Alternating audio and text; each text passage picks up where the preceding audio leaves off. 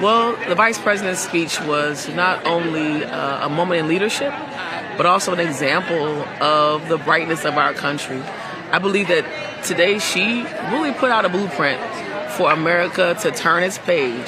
The American people have spoken. They have exercised their right to vote, which is something that she's been fighting for. And this peaceful transference of power represents what I believe most Americans want, and that is a country that's united and a country that can move on to our next chapter.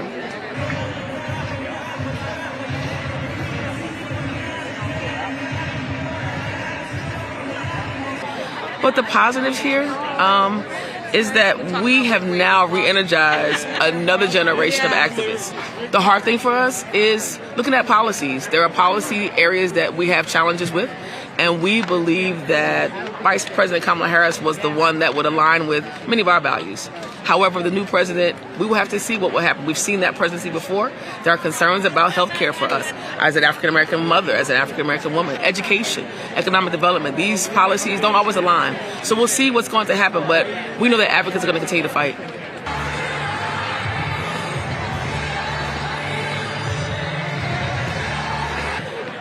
It feels disheartening, and it feels very divisive. Literally, half of our country voted for one way of life, and the other half voted for another. It does feel, it feels like we've, in some ways, almost for a temporary defeat, but not long term. We believe that this is going to be a phoenix rising, that there's going to be a turn in this process, and that many people who were not engaged before now understand their actual vote does count. They're going to show up again. I think 2026 to 2028 will be a different story.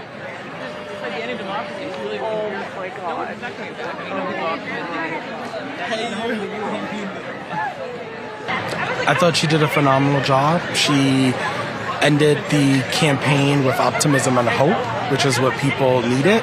And so I just hope she knows just how proud of her we all are.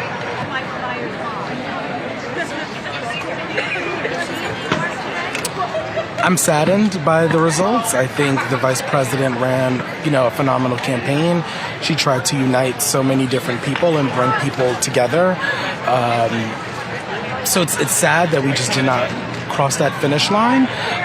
But I think despite people being sad today, I think people are going to be fired up for tomorrow. That's basically what the call of action was, is that we accept the results of the election, but we have to end this with optimism and hope. And so I think people are going to carry that optimism and hope forward.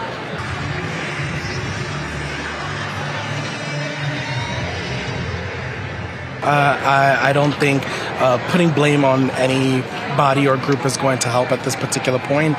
I think, we have elections, and sometimes they swing one way, sometimes they swing the other, but that's how democracy works.